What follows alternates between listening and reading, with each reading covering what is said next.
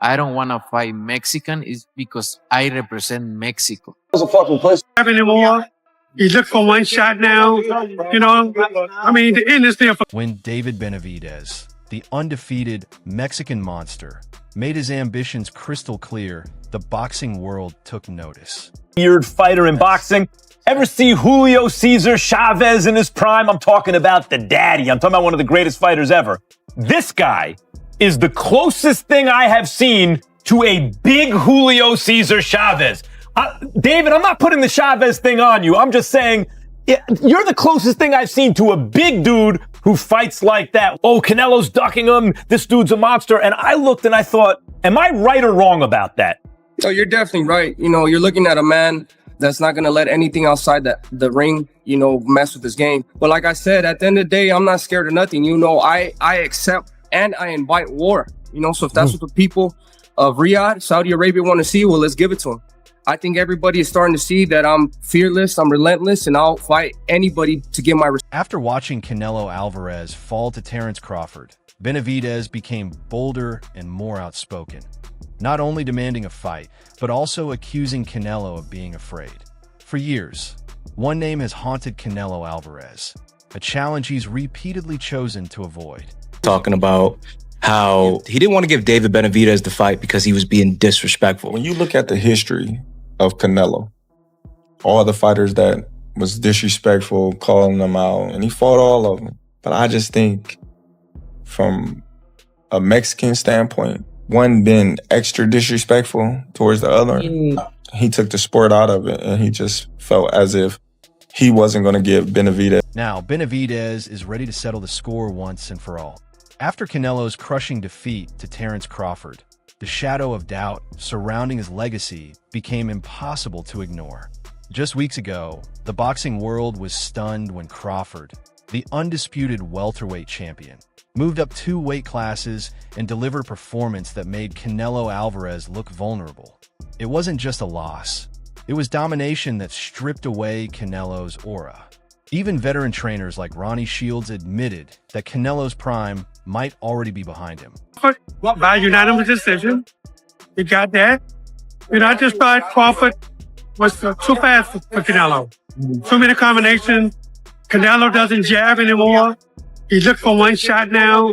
You know, I mean, the end is there for. Oscar de la Hoya broke down exactly what went wrong for Canelo. But this was more than just another fight. It marked the beginning of a long-awaited challenge. Speaking exclusively with inside the ring, David Benavidez acknowledged Crawford's historic accomplishment. He congratulated him, admitting that Crawford had achieved something almost no fighter ever has. Benavidez said Crawford deserves a place on boxing's Mount Rushmore for moving up 3 weight classes and becoming undisputed. He added, "Not only is he a great fighter, but you could see in that fight how much of a dog he is," emphasizing that other boxers should learn from Crawford's heart. Terence Crawford, a great congratulations. You know, he's reached a part in history that only so many fighters get to even accomplish in boxing. You know, he's one of the greatest of all time. There's nothing, you can't take that away from him. Terence Crawford should be on the Mount Rushmore in boxing because not only did he go up 3 weight classes, he beat one of the best fighters of this generation. I don't remember any time in history where anybody has come up from 147 pounds and won the super middleweight championship. Not only just won, but the undisputed.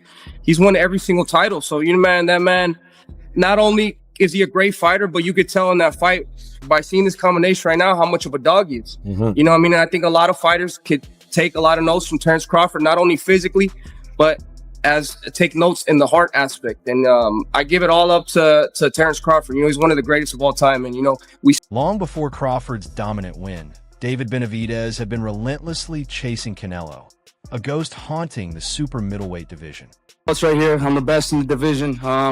If they want to give me an opportunity now or later, I'm gonna keep winning. You know, like I said, I'm gonna be the greatest of my generation by the time I'm done. And my job is not complete until I make that happen.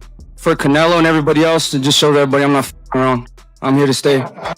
I just look at the facts. You know, the people want to see this fight more than Carlos Adames and Charlo. You know, that's why that fight hasn't happened. But for me and Canelo, we have motion. You know what I mean? I've been winning the fights I'm supposed to win in fantastic fashion. He has nobody else to fight. You know what I mean? So if they want to give it to me now, later, whenever, I'm not going. For years, Benavidez, a two-time WBC champion with a brutal record of 30 wins, 0 losses, and 25 knockouts, held the interim title, standing as the most dangerous threat to Canelo's reign. Really like to bash somebody because at the end of the day, I give respect to Canelo. He's a great fighter. Yeah. He's one of the best Mexican fighters of all time. But wanting to fight him, David, is not bashing him. Yeah. That's not bashing him. But that's what I'm saying. They spin the narrative on Instagram. Right. If I say something, they say this or that. But I only want what I earned. Right. And I'm entitled to it. From what the WBC told me, they say you win a title limiter, we'll give you a title shot. You win the WBC interim title, we'll give you a title shot. I've been in this position for 3 years. So just because Canelo, he could do what he wants, as he says. Right. He's not going to fight the top competition. And he's holding all those belts hostage, bro. And it's not like you got other great fighters too. You got me and David Morrell's there. Yeah. How is it fair that these sanctioning bodies let him pick and choose who he wants to fight? And then the Canelo fans too that be talking shit, bro. Like, do you guys not want to see the best fights? Right. Like, I don't understand. I'm just trying to make the best fights happen. And that's it. At the end of the day, I just want to get the fans. And it wasn't just talk. Reports surfaced of a massive $70 million offer made to Canelo for the fight. Benavidez confirmed he was guaranteed $5 million if it happened. Nobody's safe. I've hurt everyone who's ever stood in front of me, he declared. I've heard everybody that's been in front of me, and Canelo's no different. And I will hurt him too, and I'll take all his belts. It's crazy that he asked for $150 million or $200 million to fight me, but he still has the nerve to say that I don't bring nothing to the table. So if I didn't bring nothing to the table, why are you asking for more money than you won in your whole career if I don't mean anything? Maybe after he gets that money, he could buy himself a pair of balls. What I wanted to tell you guys too, I mean, this guy, he's making the most money out of everybody. He's charging you guys so much for the pay-per-views. It's like he's spitting in your guys' face, saying that he doesn't give a f what you guys want. He's not going to give you the best fights. He's going to fight the fights that he wants. In my opinion, that's a little bit disrespectful to the fans, but he has cult-like fans that, you know, they don't tell him shit and they're happy with whatever he does. But at the end of the day, if you hold all the titles, you got to fight the best in the division. I'm #1 in the division, #1 contender. The second one is David Morrell. He's not fighting me, nor he's not fighting David Morrell. So it makes no sense. How is he going to call himself the champion and have all these belts if he doesn't fight the #1 or the #2 guys? Guys asking $200 million.